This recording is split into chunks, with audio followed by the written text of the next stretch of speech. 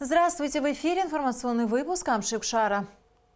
23 декабря указом президента Абхазии Рауля Хаджимба Геннадий Сеченава был освобожден от должности главы администрации Гагарского района согласно поданному заявлению. А следующим указом Рауль Хаджимба назначил исполняющим обязанности главы администрации Гагарского района Астамура Кецба. Однако представление коллективу нового руководителя не состоялось из-за того, что возле здания администрации собрались определенные люди, которые были настроены против данного назначения. Комментируя сложившуюся ситуацию, Астамур Кецба отметил, что не хочет накалять обстановку и поэтому принял решение просить президента не представлять его кандидатуру и отменить указ об его назначении. 23 декабря Рауль Хаджимба подписал указ, согласно которому временное исполнение обязанностей главы Гагарского района возложено на первого заместителя главы районной администрации Владимира Джейня. Сотрудники МЧС Абхазии продолжают тушение лесных пожаров в Сухумском, Гагарском и Очимчирском районах. В ликвидации возгораний задействованы личные составы районных пожарно-спасательных отрядов. Смотрите репортаж, подготовленный пресс-службой спасательного ведомства страны. Вторые сутки сотрудники МЧС Абхазии тушат лесной пожар в окрестностях села Акапа Сухумского района. Личный состав пожарно-спасательного отряда города Сухум борется с огнем вручную, так как доступ спецтехники к месту пожара невозможен. Характер распространения пламени и направление огня спасатели уточняют в ходе облета очага возгорания на вертолете Ми-2. Горит подлесок, сухостой, сухой папоротник и опавшая листва. Работа сотрудников МЧС крайне затруднена сложным рельефом высокогорья. Однако, по словам спасателей, большая часть возгорания к вечеру 23 декабря ликвидирована. Непростая ситуация с огнем и в других районах республики. В Гагарском районе лесной пожар в окрестностях села Махадыр в высокогорье. Пламя периодически спускается со скалистых отрогов в низменные части, где его тушат спасатели пожарно-спасательного отряда Гагарского района. Горит подлесок и сухая листва и в Очимчирском районе, выше села Гуада, в горной его части. В ликвидации возгорания задействован личный состав районного пожарно-спасательного отряда. Тушение огня продолжается. По словам руководства спасательного ведомства страны, во многих случаях лесные пожары возникают по вине человека. Итоги деятельности Россотрудничества в Абхазии подвели в пресс-центре мультимедийного центра «Спутник Абхазия». С момента открытия представительства прошло 10 лет. Смотрите репортаж Алики Трапш. Представительство Россотрудничества работает в Абхазии с 2009 года. На протяжении 10 лет им было реализовано немало проектов, направленных на развитие культурных, образовательных, научно-технических и информационных связей между Абхазией и Россией. Представительство Россотрудничества на территории республики действует на основании международного договора в тесном взаимодействии с абхазскими органами власти. В первую очередь по нашему профилю это органы управления образованием, это органы управления культурой, это органы, занимающиеся молодежной политикой, это различные организации, начиная с Абхазского государственного университета, заканчивая театрами Республики Абхазия. В рамках сотрудничества Министерств просвещения Абхазии и России ежегодно абхазским абитуриентам, исходя из экономических потребностей республики, выделяются квоты для обучения в российских вузах. Так как количество квот ограничено, представительство Россотрудничества проводит отборочные испытания. Разрез специальностей и направления подготовки абхазских абитуриентов должны соответствовать реальным потребностям экономики республики. В этом отношении, конечно, квота в большей степени из позапрошлого, из прошлого года и в будущем будет ориентироваться на такие сферы, как сервис и туризм, на сферы, связанные с биотехнологиями, с пищевым производством, на сферы, связанные с транспортом, с логистикой. В рамках образовательной деятельности Россотрудничество также проводит бесплатные курсы русского языка. Кроме того, представительство активно сотрудничает со школьными образовательными учреждениями, где проводит специализированные уроки на различные темы. Это проведение уроков, в том числе уроков мужества. Это проведение различного рода мероприятий для, прежде всего, подрастающего поколения детей, когда наши представители приходят в школы, занимаются с детьми, проводят различные выставки, мероприятия, имея в виду, что вот этот дополнительный компонент образовательный, потом, уложившись в сознании молодого человека, ребенка, послужит его дальнейшему успешному продвижению. В рамках реализации программы работы с соотечественниками, проживающими за рубежом, Россотрудничество ежегодно проводит различные творческие вечера, фестивали, спортивные турниры, тематические конкурсы, посвященные памятным датам российской истории и культуры. Одним из самых масштабных мероприятий программы – организация учебно-образовательных поездок в Россию. Ежегодно около 1000 молодых победителей различных конкурсов посещают Москву и Санкт-Петербург. Представительство Россотрудничества и дальше намерено реализовывать проекты, направленные на развитие культурных, образовательных и информационных связей между Абхазией и Россией. Алика Трапш, Алексей Агухава, Абхазское телевидение. 4 региональных отделения Всемирного Абхазо-Абазинского конгресса открыты в странах Западной Европы по поручению председателя Высшего совета ВААК Мусы Игзекова. Итоги рабочей поездки делегации конгресса в страны, где проживают представители абхазской диаспоры, были подведены на пресс-конференции ВААК, в которой приняли участие член Высшего совета Конгресса Вячеслав Чирикба, исполнительный секретарь Наргицба, руководитель информационного портала Амина Лазба. В Великобритании, Бельгии, Голландии и Германии открыты региональные отделения Всемирного Абхазо-Абазинского конгресса. По словам руководителя информационного портала ВААК Амины Лазба, в Германии самая большая в Европе и вторая по численности в мире после Турции абхазо-абазинская диаспора. Здесь проживает более 10 тысяч представителей народа абаза. Со дня окончания грузино-абхазской войны был открыт Абхазский культурный центр Дернек. В него входит более 100 представителей нашего народа. Руководителем Дернека является Сезай Чкок. На этой встрече, как я уже сказала, также было открыто региональное отделение по поручению Мусы Хабалевича, председателя нашего Высшего совета. И руководителем этого отделения стал Тайфун Пачулия, который живет уже в Германии более 40 лет. Член Высшего совета ВААК Вячеслав Чирикба подробно рассказал о создании регионального отделения Конгресса в Лондоне, отметив, что в Великобритании абхазская диаспора немногочисленна. Данное отделение возглавила Ешим Атрышпха. Мы все воодушевлены этим событием. Надеемся на плодотворную совместную работу с нашими братьями и сестрами в Лондоне, отметил Чирикба. Общее желание членов диаспоры было о том, чтобы усилить контакты с Родиной на всех уровнях. Культура, спорт, молодежь, а также между диаспоральными общинами в Европе, в Турции и, естественно, с Абхазией. Я надеюсь, что вот это создание лондонского отделения послужит делу укрепления связей с нашей диаспорой и общим целям Абхазо-Абазинского конгресса. Исполнительный секретарь ВААК Наргицба рассказал о поездках делегации конгресса в Бельгию и Голландию, итогом которых стало и открытие в этих странах региональных отделений. Отделение в Бельгии возглавил сын выдающегося абхазского общественного и политического деятеля, известного поэта Геннадия Аламия, Даур Аламия. И Наргицба также отметил активность молодых представителей абхазо-абазинской диаспоры в Голландии. Созданное в данной стране региональное отделение возглавил молодой активист Эргюн Ашуба. Мы, конечно, очень сильно переживали, потому что до конца не понимали, какое количество придет наших соотечественников на эту встречу, будет ли им вообще интересно то, что мы планировали рассказать о деятельности Конгресса. Но когда мы приехали в помещение, где должна была состояться встреча, и увидели, как поток людей не перестает подходить в это помещение, в итоге нам настолько оно заполнилось, что нам уже практически стало не хватать места. В завершении пресс-конференции к ней подключился председатель Высшего совета Всемирного Абхазо-Абазинского конгресса Муса Игзеков, который оценил работу конгресса в уходящем году на хорошо, отметив, что в 2020 году работы будет в разы больше. К 85-летию со дня рождения абхазского и русского поэта, киносценариста, переводчика и публициста, кавалера ордена Ахзапша III степени Юрия Лакербай в доме-музея Дмитрия Гулия состоялся вечер его памяти. В мероприятии приняли участие родственники, друзья и коллеги писателя. Репортаж Гугуцы Вардания.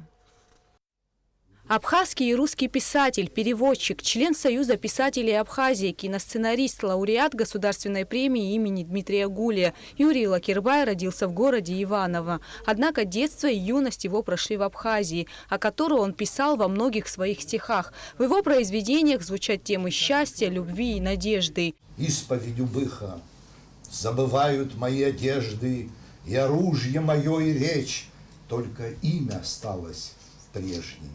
Для чего мне имя беречь? Узнаю я гнездо орлицы, понимаю шелест змеи, а вокруг все чужие лица, ни очага, ни семьи.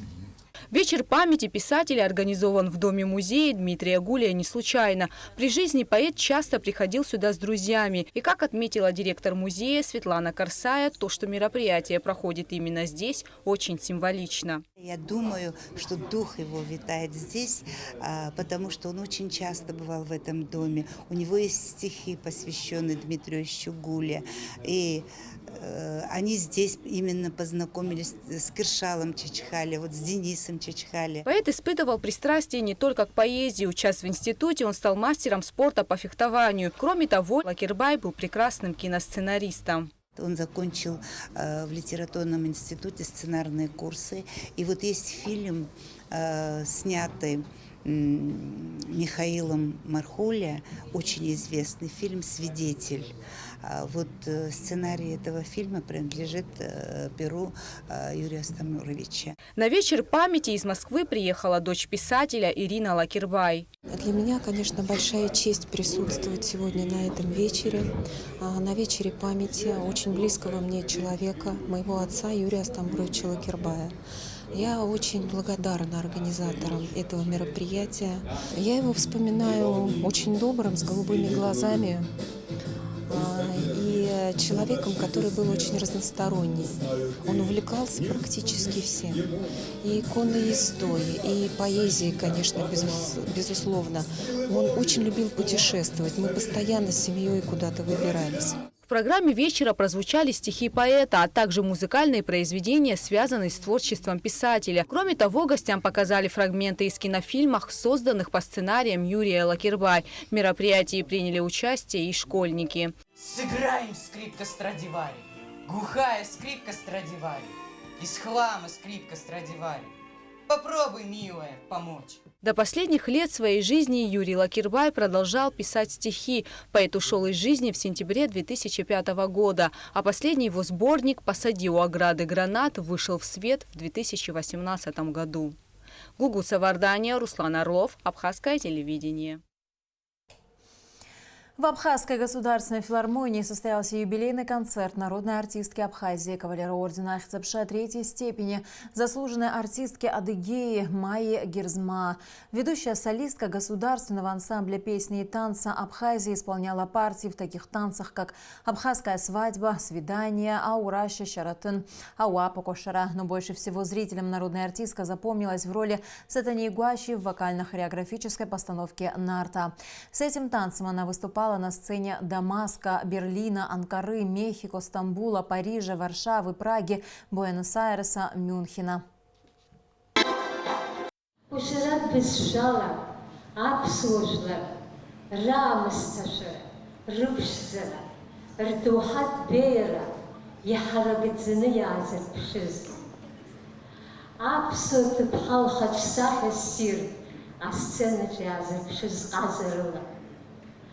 Майя Герзма Абха, ибыдас лехлой, яхети бымшсир.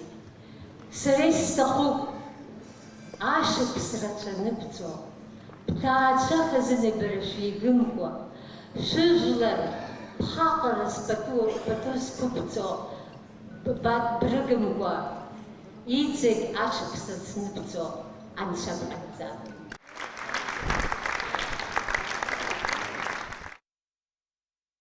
По всей республике готовятся ко встрече Нового года. В городах и районах страны наряжают елки и центральные улицы, чтобы порадовать жителей Абхазии. 400 тысяч рублей выделено на покупку главной елки и игрушек для Учимчиры. Кроме того, на благоустройство и украшение города и набережной также выделены средства. Детям, учащимся первых и нулевых классов, будут куплены сладкие подарки, а 200 детей из района отправятся на новогодние представления в столицу. В канун Нового года в Учимчире пройдет большой праздничный концерт, а в новогоднюю ночь жителей города порадует красочный салют. Можно сказать, что впервые за последние 25 лет Город наш преображается от переезда до центральной площади имени Сергея Васильевича Бакапш. Трасса вся увешана светодиодными гирляндами. Центральная площадь будет перекрыта, установлена елка, которая была приобретена в Краснодарском крае, в городе Краснодар. Отдельное спасибо хочется выразить нашему президенту, который отозвался на нашу просьбу, поддержал нас. Из средств резервного фонда президента было выделено 400 тысяч рублей на приобретение новогодней елки для граждан Очимчирского района. Столько же было выделено из средств местного бюджета для того, чтобы благоустроить район, увешать светодиодными гирляндами всю центральную трассу. Также приобретены лавочки для того, чтобы люди могли выйти со своими детьми, отдохнуть, получить удовольствие от такой прекрасной, красивой елки. В Москве в посольстве Республики Абхазия в Российской Федерации для детей абхазской диаспоры было организовано новогоднее представление. Такие праздники для маленьких соотечественников посольства проводят ежегодно совместно с правлением Московской абхазской диаспоры. Какие сюрпризы и подарки ждали детишек на празднике, в материале наших московских корреспондентов. До самого любимого праздника Нового года осталось совсем немного, и в эти предновогодние дни даже в самых серьезных организациях царит особая атмосфера. Так и в старинном особняке здания посольства Абхазии сейчас центральное место занимает елка.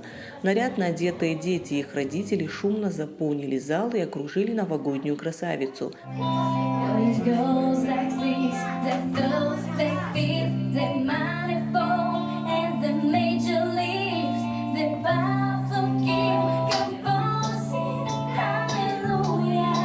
Маленьких соотечественников с наступающим праздником поздравил посол Республики Абхазия в Российской Федерации Игорь Ахба. Посольство ежегодно организует елку для детей.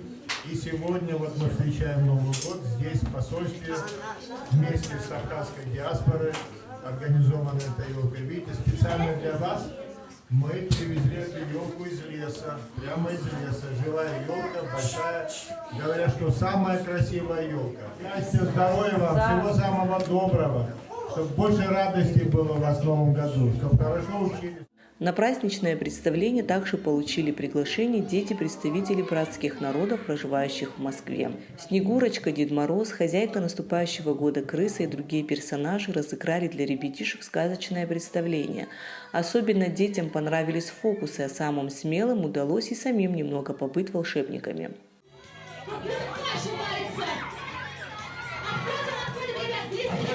Оказалось, что и детишки тщательно подготовились к встрече с Дедом Морозом. Они прочитали стишки и спели песни.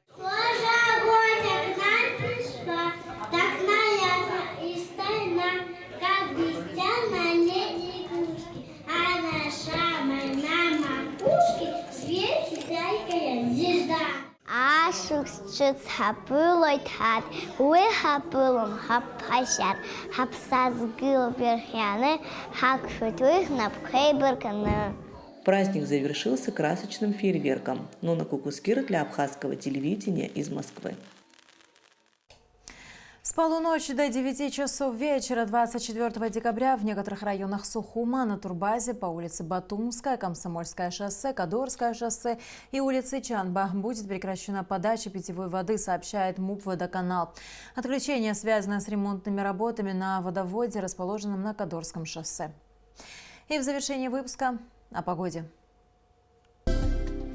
По сообщению Гидрометцентра, 24 декабря в Абхазии ожидается переменная облачность без осадков. Температура воздуха ночью 7-12, днем 13-18 градусов. Температура морской воды 13 градусов.